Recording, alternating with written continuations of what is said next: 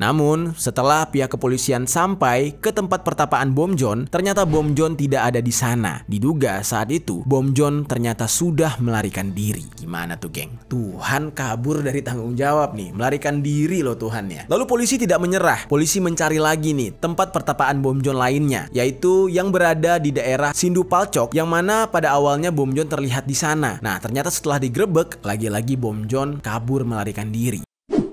Yo geng, tekan tombol subscribe geng. Hey yo, what's good? Welcome back to Kamar Jerry.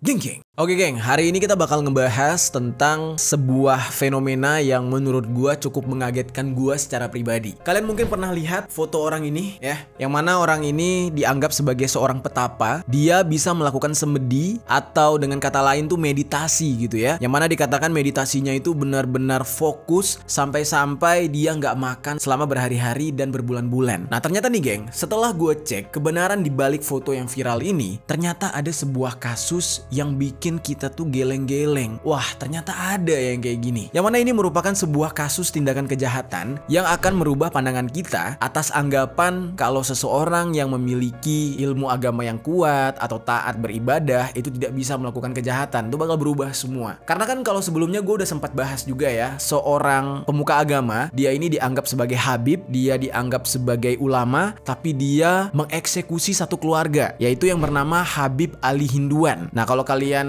mau nonton yang ini videonya, kalian silahkan nonton videonya. Nah, untuk kali ini gue akan membahas lagi nih mengenai foto tadi. Kita bisa lihat foto itu berhubungan dengan salah satu agama, yaitu agama Buddha, yang mana foto itu tersebar dengan narasi-narasi yang begitu positif, yang menganggap orang tersebut adalah penganut Buddha yang taat, melakukan meditasi keagamaan dengan benar-benar khusyuk gitu ya. Ternyata di balik itu semua dia hanya beralibi atau berlindung di balik ibadah meditasinya tersebut agar dia tidak tertangkap atas tindakan kejahatan yang dia lakukan. Nah, kasus ini terjadi di Nepal, geng, dan melibatkan seorang pria yang ada di dalam foto itu, yang mana namanya itu adalah Ram Bahadur Bom John, dan dia semenjak viral dijuluki sebagai Buddha Boy yang dulunya dipuja-puja karena tingkat spiritualitasnya yang tinggi, namun sekarang dia harus berurusan dengan hukum karena terbukti melakukan tindakan pelecehan, ruda paksa, dan bahkan sampai penculikan kepada gadis-gadis di bawah umur. Ini benar-benar berita yang mengagetkan, terutama bagi warga Nepal sendiri. Dan bagaimana cerita selengkapnya? Langsung aja kita bahas secara lengkap di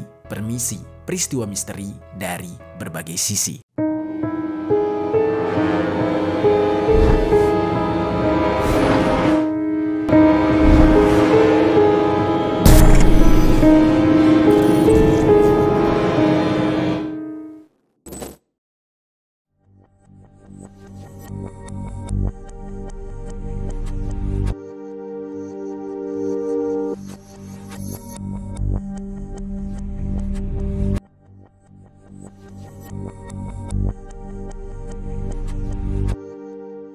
Sebelum kita bahas ke kasusnya, kita bahas profil dari si Buddha Boy ini dulu.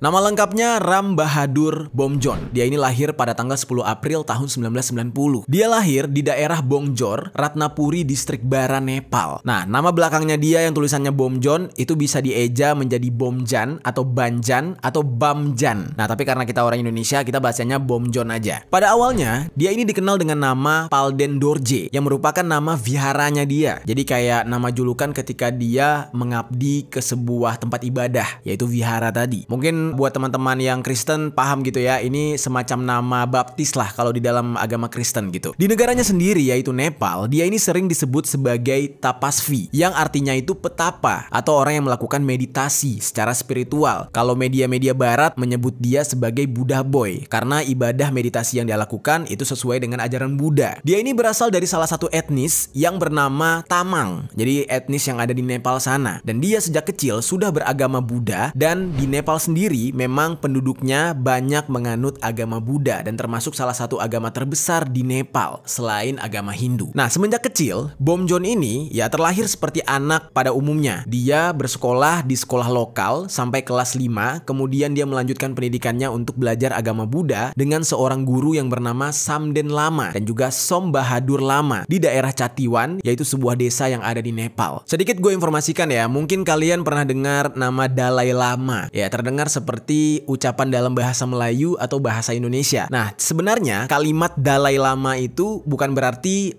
itu adalah nama dalam bahasa Melayu. Kata lama dalam bahasa Nepal itu merupakan sebuah julukan bagi ahli spiritual Buddha atau penganut agama Buddhis. Jadi kayak kita tuh nyebutnya ulama atau ustadz gitu. Nah, kalau mereka itu lama. Jadi kurang lebih kayak gitu. Oke, kita lanjutin lagi. Jadi si Bomjon ini menyelesaikan pendidikannya dan juga pelatihannya dia selama 1 bulan. Kemudian baru dia dibawa oleh gurunya ke sebuah provinsi yang bernama Lumbini, tepatnya pada tahun 2003. Nah, setelah itu dia lanjut lagi pendidikan ilmu agama Buddhanya di sebuah biara yang bernama Biara Sakya yang lokasinya berada di kota Dehradun, negara India. Jadi dari Nepal dia hijrah ke India. Dia mengabdi dan tinggal di biara tersebut kurang lebih selama 1 tahun, geng. Dan dia memang dididik untuk menjadi seorang biksu. Jadi dia harus memperdalam ilmu agama Buddhanya.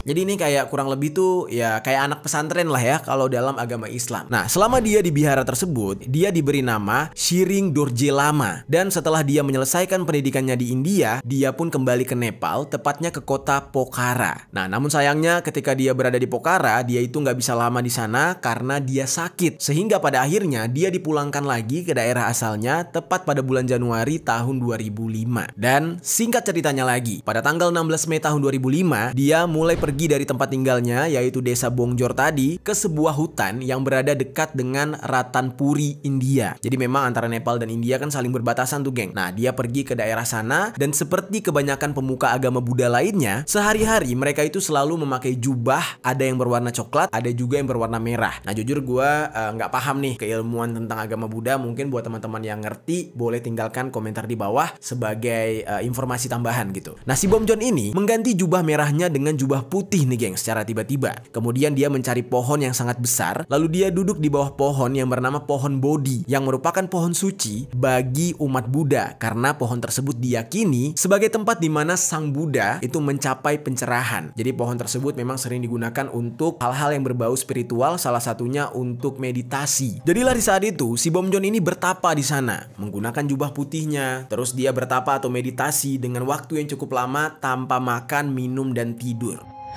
Lalu menurut cerita nih, geng, ya, yang beredar di media, dikatakan Bomjon ini duduk di bawah pohon Bodhi itu, dia bermeditasi di sana kurang lebih selama 10 bulan, tanpa makan, tanpa minum, tanpa tanpa tidur. Jadi di saat itu, berita tentang Bomjon yang bertapa di bawah pohon Bodhi ini menyebar luas di kalangan warga Nepal, dan di saat itulah warga Nepal mulai menganggap kalau Bomjon ini adalah titisan Sang Buddha atau bahkan reinkarnasi dari Buddha. Sehingga di saat itu dia jadi viral dan dijuluki sebagai Buddha Boy di setiap media-media asing.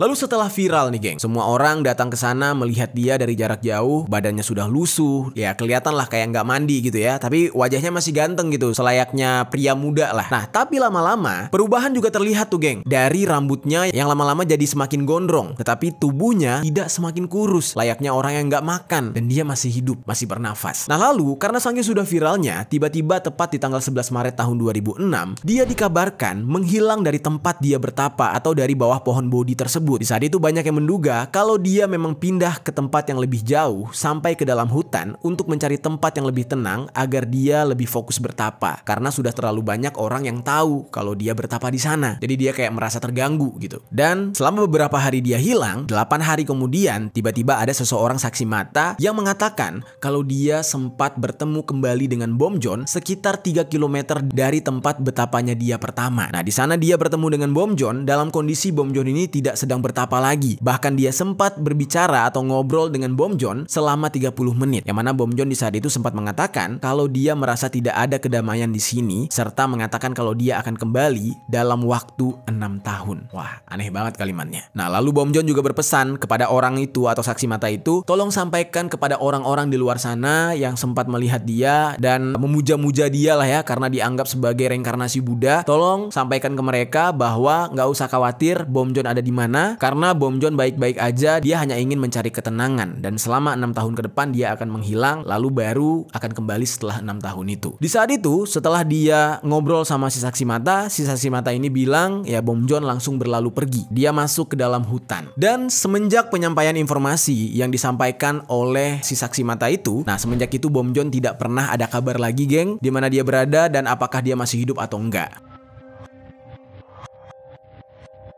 Lalu gak lama kemudian ya, belum sampai 6 tahun seperti yang dikatakan oleh Bom Jon, tiba-tiba tepat di tanggal 26 Desember tahun 2006, ada beberapa pengembala yang bernama Bal Krishna Ale, Jaya Kunwar, dan teman-temannya lainnya yang mana mereka ini berasal dari daerah Dumarwana. Mereka secara tidak sengaja bertemu dengan Bom Jon yang di saat itu sedang berada di hutan terpencil yang bernama hutan Bahjori Batagari. Nah, itu merupakan hutan di pedalaman Nepal sana, ya perbatasan antara Nepal dan India. Di saat itu mereka tidak berkomunikasi dengan Bom Jon. Mereka cukup melihat Bom Jon aja, tapi mereka nggak ngasih keterangan Bom Jon itu lagi ngapain. Apakah lagi semedi bertapa atau justru ya hidup kayak biasa. Nah, tapi yang jelas para pengembala ini kemudian memberitahukan pertemuan mereka dengan Bom Jon ini kepada penduduk desa mengenai keberadaan Bom Jon. Semua orang yang merasa terkejut karena ternyata Bom Jon masih hidup itu bertanya kepada para si pengembala ini, yang kalian lihat itu Bom Jon bertapa atau lagi hidup kayak biasa? Nah, beberapa keterangan dari mereka berbeda-beda, tapi kebanyakan mengatakan kalau mereka melihat Bom Jon itu seperti sedang bertapa. Nah, jadilah warga di saat itu kaget. Wah, bener juga ya. Gila juga nih si Bom Jon ini. Dia bilang 6 tahun kemudian akan balik, ternyata dia benar-benar masih betapa di sana. Hanya saja, menurut para pengembala ini, mereka menyaksikan bersama-sama, mereka melihat kondisi Bom Jon itu sudah dalam kondisi fisik yang berbeda. Dikatakan Bom Jon badannya terlihat lebih besar, seperti ya udah tinggi, terus udah gemuk gitu ya, dan rambutnya juga sudah mulai panjang banget. Dan di saat itu dia membawa pedang untuk melindungi dirinya sendiri. Dan hal itu dicurigai ya mungkin melindungi diri dari hewan-hewan buas gitu. Makanya dia membawa pedang. Nah, tapi yang jadi pertanyaannya juga, dari mana dia bisa mendapatkan pedang itu, geng?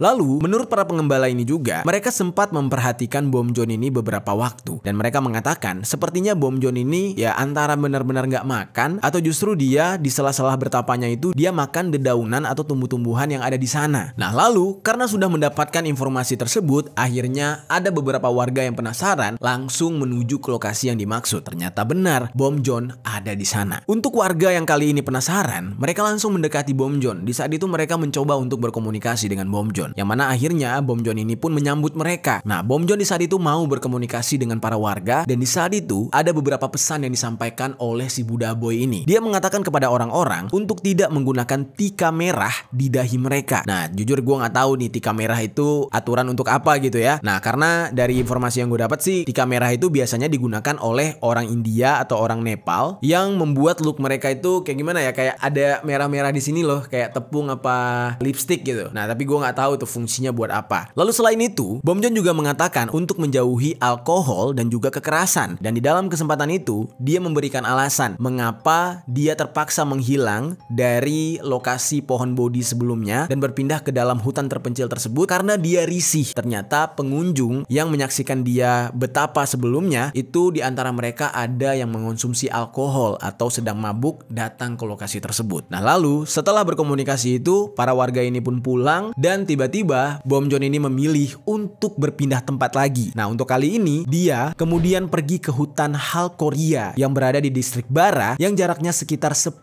km dari tempat dia bertapa sebelumnya. Wah, gila, jauh banget ya, 10 km dia berjalan ke dalam hutan gitu untuk menjauhi pemukiman atau kelayak ramai. Nah, lalu singkat ceritanya lagi nih geng, tepat di tanggal 8 Maret tahun 2007, Bom John lagi-lagi pindah tempat. Dia tidak lagi bermeditasi di hutan Holkoria. Di saat itu dia memberitahu salah satu gurunya yang bernama Indra Lama kalau dia akan berpindah tempat untuk melakukan meditasi atau bertapa lagi, pokoknya di tempat yang lebih jauh. Dia berusaha untuk merahasiakan setiap tempat dia bertapa. Dan di saat itu, dia sempat menghilang beberapa waktu, tetapi lagi-lagi ketahuan. Nah, untuk kali ini, ada orang yang memergoki dia sedang bertapa atau bermeditasi di sebuah parit yang mirip seperti bunker. Nah, dia ketahuan sedang bermeditasi di sana tepat di tanggal 26 Maret tahun 2007. Ruangan bunker itu cukup kecil, ukurannya 2 kali 2 meter persegi. Nah, di saat itu, saksi yang menemukan Bom John di sana itu melaporkan hal ini kepada polisi. Nah, memang agak sedikit membingungkan nih, kenapa kok tiba-tiba yang biasanya Bom John ini ditemukan oleh orang-orang lalu disebarluaskan kepada warga desa atau orang-orang lain, tapi kali ini kok justru dilaporkan kepada polisi. Nah, di saat itu, seorang polisi dari daerah Nijgat yang bernama Inspektur Rameswar Yadav, dia langsung datang ke lokasi sesuai dengan laporan. Nah, di saat itu dia melihat ke dalam bunker yang dimaksud, dan di sana ternyata dia benar-benar menemukan Bom John dengan wajah yang sudah bersih kayak orang habis mandi dan juga rambutnya yang sudah tersisir rapi.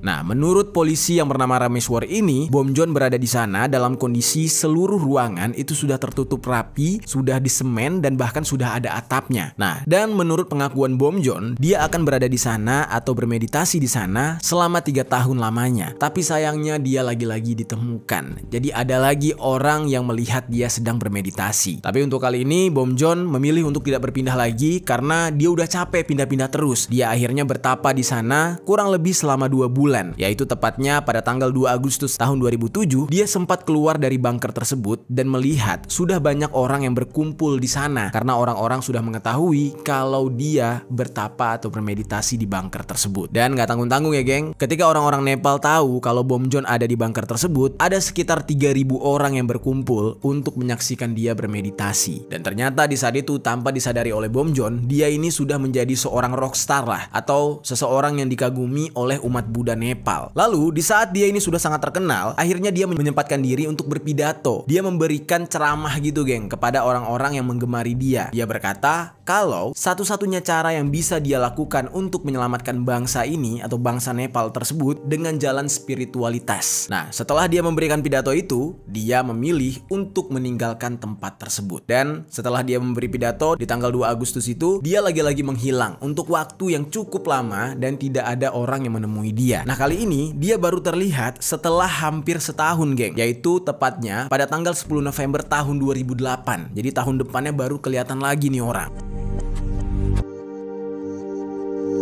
Kemunculan Bom John kali ini lagi-lagi terlihat sangat sehat, bersih, dengan rambut yang masih panjang. Dan di dalam kesempatan dia muncul ke publik lagi, dia kembali berkhotbah di depan orang-orang sekitar 45 menit. Di saat itu ada informasi yang mengatakan banyak orang yang berkunjung untuk melihat dia dan mendengarkan khotbah dia tersebut. Dan dalam 12 hari saja, ada sebanyak 45.000 orang yang berkumpul untuk menemui Bom John ini. Jadi di saat itu dia udah dianggap sebagai manusia keramat. Jadi intinya di saat itu, khotbah yang dia berikan, dia itu mengajak orang-orang untuk mengenal belas kasih di dalam hati, dan mereka harus menjaga hubungan antara satu dan lainnya melalui jiwa yang besar. Jadi intinya hal-hal positif lah yang dia khotbahkan. Nah, di saat itu mulailah Bom John ini memiliki banyak pengikut. Orang-orang menganggap dia sebagai reinkarnasi Buddha dan semakin yakin kalau dia benar-benar Buddha itu sendiri. Jadi ini orang dari yang dikagumi malah jadi disembah. Dan bahkan di saat itu Bom John ini sampai melahirkan sebuah ajaran baru, yaitu doa kepada 7 dewa. Dan dia mengklaim dia mendapatkan ajaran tersebut setelah dia melakukan meditasi dan mendapatkan pencerahan di dalam meditasinya tersebut. Nah, lalu dia juga memodifikasi konsep 5 sila yang ada dalam agama Buddha, yaitu yang pertama, tidak membunuh, tidak mencuri, dan tidak berbohong, tidak minum alkohol, dan tidak berbuat asusila. Nah, untuk sekarang dia modifikasi menjadi 8 dan juga 11 sila.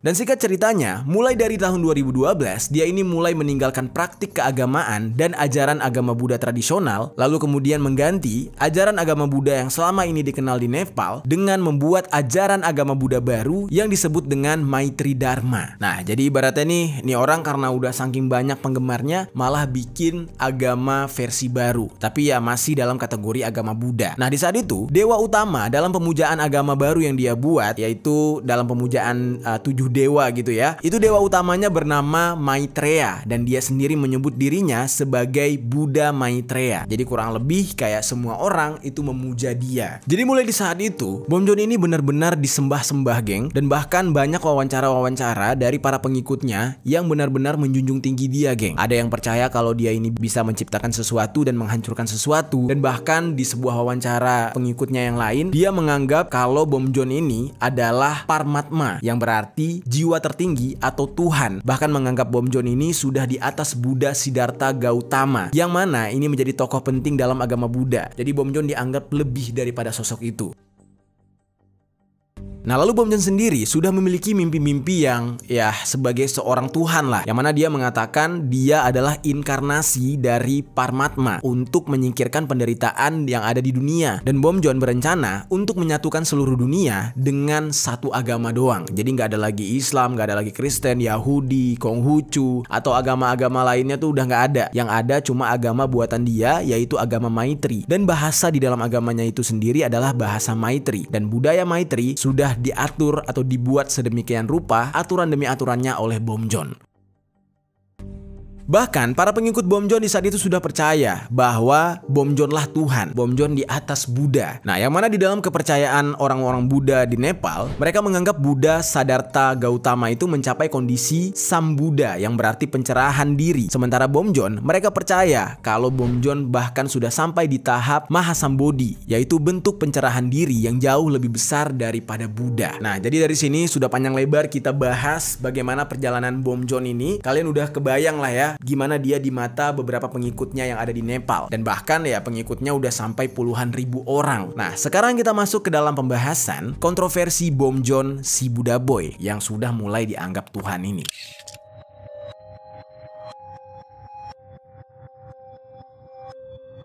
Di tengah-tengah kepopulerannya dia sebagai seorang Tuhan dan pemimpin agama baru yaitu agama Maitri, nah mulai nih banyak isu-isu yang tidak menyenangkan yang dituduhkan kepada Bom Jon. Yang mana di saat dia mulai banyak pengikut, sebenarnya di saat itu ya banyaklah cewek-cewek muda, ya kan, cewek-cewek cantik yang mulai mengabdi kepada dia juga. Dan wanita-wanita tersebut menjadi seorang biarawati yang kebanyakan dari mereka itu berumur 18 tahun. Tiba-tiba ada tuduhan yang dituduhkan kepada Bom Jon kalau dia ini melakukan pelecehan terhadap biarawati berumur 18 tahun tersebut. Dan hal itu ternyata dituduhkan kepada Bom Jon sudah dilakukan selama beberapa tahun yang lalu. Jadi dalam artian Bom Jon yang dianggap Tuhan ini skidi papap dengan para umatnya gitu ya, para umat manusia yang menyembah dia. Para biarawati yang disikat oleh si Bom Jon ini itu kan kondisinya masih dianggap di bawah umur. Dan aksi Bom Jon ini melakukan hal itu di sebuah tempat yang bernama ashram, yaitu tempat orang suci untuk melakukan pertapaan. Di dalam dakwaan tertulis yang ditujukan untuk Bom Jon, dikatakan kalau Bom Jon ini sempat membujuk sang biarawati untuk masuk ke dalam kamarnya tepat pada tanggal 4 Agustus tahun 2016 sekitar pukul 9.20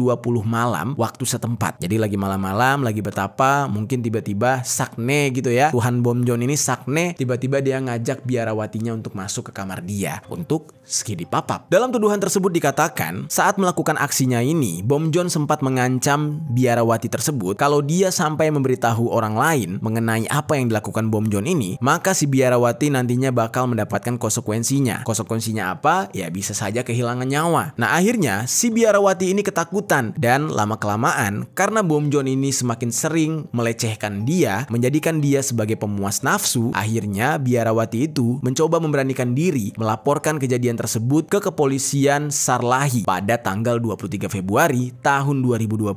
Ketika biarawati tersebut sudah mulai punya mental untuk melaporkan hal itu. Dan di bulan Juli tahun 2020, kasus tersebut diajukan ke Pengadilan Negeri Sarlahi. Bisa kebayang tuh geng ya, Tuhan dilaporin ke polisi gitu. Jadi dia ditangkap waktu itu. Para pengikut Bom Jon mengatakan apa yang diadukan oleh biarawati tersebut tidak benar. Karena menurut para pengikutnya, si biarawati tersebut memiliki kasus lain yaitu terlibat dalam pencurian dan sebenarnya sudah dikeluarkan dari biara. Jadi ibaratnya tuh si biarawati ini sebenarnya sebenarnya maling, tapi karena malu dia bikin fitnah buat si Bom Jon. Nah tapi yang gue aneh ya, kalau memang Bom Jon ini difitnah, kok bisa gitu? Seorang Tuhan gitu ya, seorang Tuhan difitnah sama manusia. Kan katanya Bom Jon punya kekuatan. Kenapa dia masih bisa difitnah oleh pengikutnya yang merupakan manusia biasa? Nah disitulah mulai nggak masuk akal. Akhirnya ketika si biarawati ini memberanikan diri melaporkan Bom Jon, mulailah tuh banyak yang speak up, banyak yang mulai berani untuk melaporkan Bom Jon juga. Yang mana di saat itu ternyata Bom Jon menghadapi sebuah tuduhan yang gak main-main, yaitu dia dituduh sudah mengeksekusi atau menghilangkan nyawa 4 pengikutnya. Jadi ada yang gitu, ada yang dimatiin sama dia.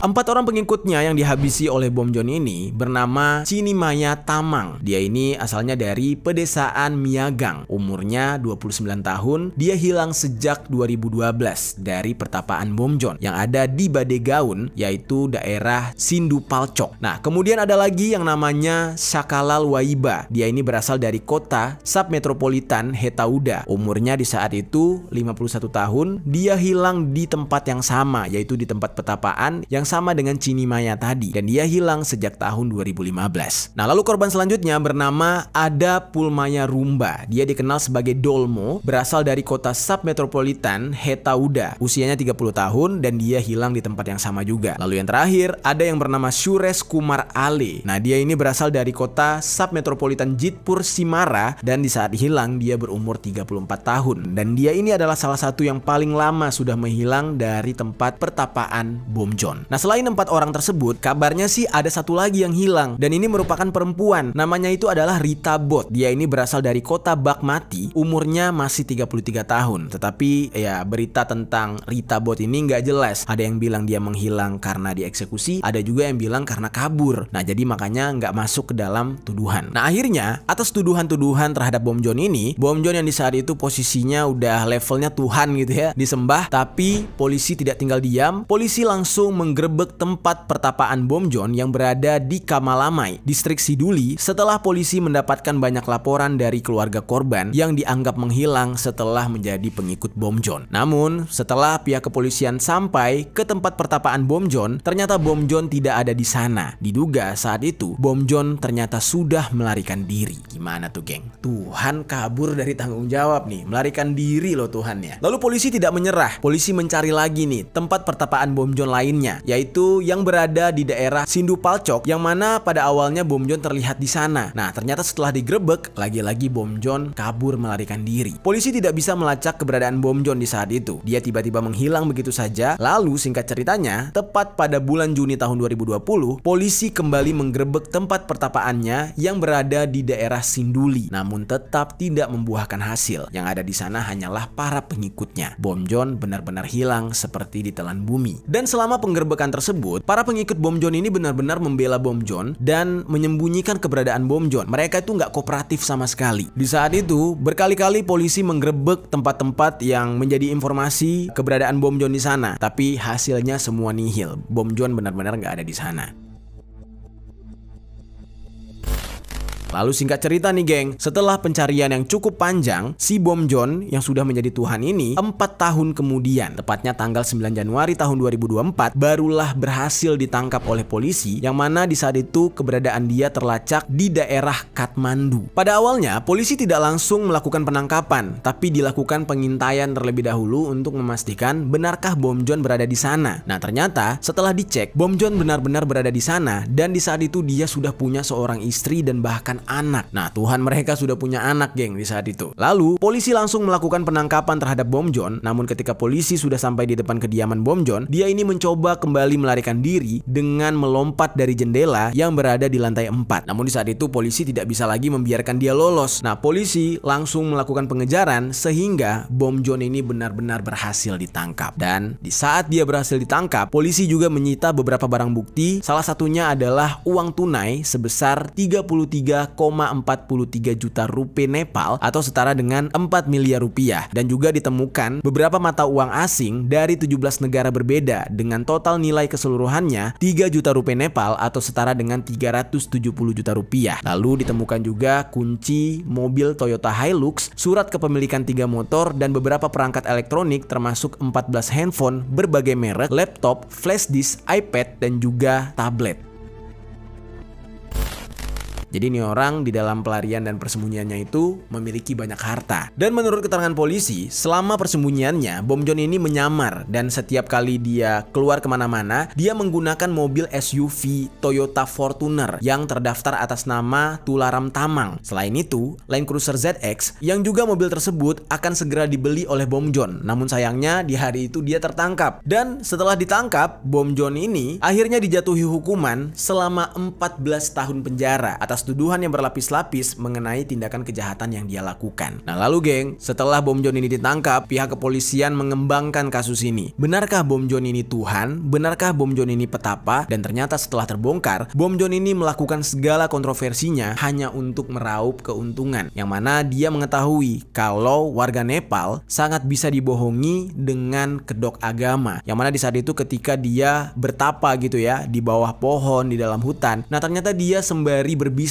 yaitu dengan berjualan gambar, VCD, serta biografi dari Bom Jon itu sendiri. Lalu kabarnya, hasil dari pendapatan yang mereka dapatkan justru bukan untuk sesuatu yang positif, tetapi mereka malah mensupport sebesar 75% dari penghasilan tersebut untuk diberikan kepada Partai Komunis Bersatu Nepal atau yang sering disebut dengan Maois. Nah jadi banyak sekali pelanggaran yang dilakukan oleh Bom Jon. Nah lalu kalian pasti ingat ya geng, sebelumnya gue sempat nyebutin kalau dia sempat bertapa menggunakan pedang, yang mana alasannya untuk jaga-jaga diri dari hewan buas. Nah ternyata bukan geng, dia mendapatkan pedang tersebut memang dari rekan komunisnya yang dia support, dan pedang tersebut pernah dia gunakan untuk menebas atau menghabisi nyawa seseorang. Nah orang yang dia eksekusi itu bernama Anil Khatri yang saat itu berusia 22 tahun dengan alasan Khatri ini memasuki tempat bertapanya Bom Jon tanpa seizin Bom Jon, dan Bom Jon di saat itu kaget. Nah dan jasad dari Anil Khatri ini tidak pernah ditemukan karena dibuang oleh Bom Jon entah di mana. Nah lalu geng, polisi juga mengembangkan kasus lain, yaitu mundur ke tahun 2012.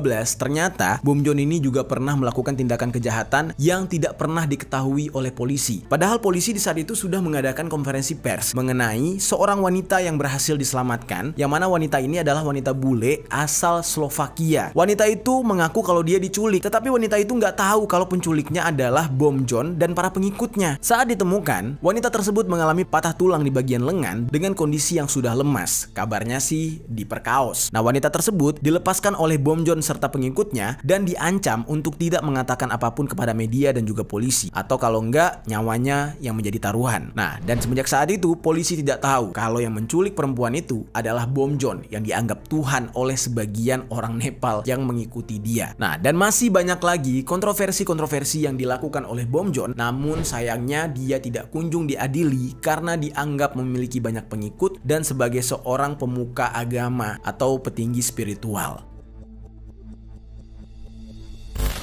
Itu dia geng, cerita tentang Bom Jon yang ternyata plot twistnya sangat-sangat membagongkan. Yang awalnya dianggap sebagai orang alim, sebagai orang yang religius gitu ya, di dalam ajaran Buddha gitu. Sampai-sampai dia dipercaya sebagai Tuhan. Ternyata di balik itu semua, dia memiliki catatan kejahatan kriminal yang mengerikan. Gimana geng, menurut kalian tentang kisah Bom Jon ini alias Buddha Boy? Silahkan tinggalkan komentar di bawah.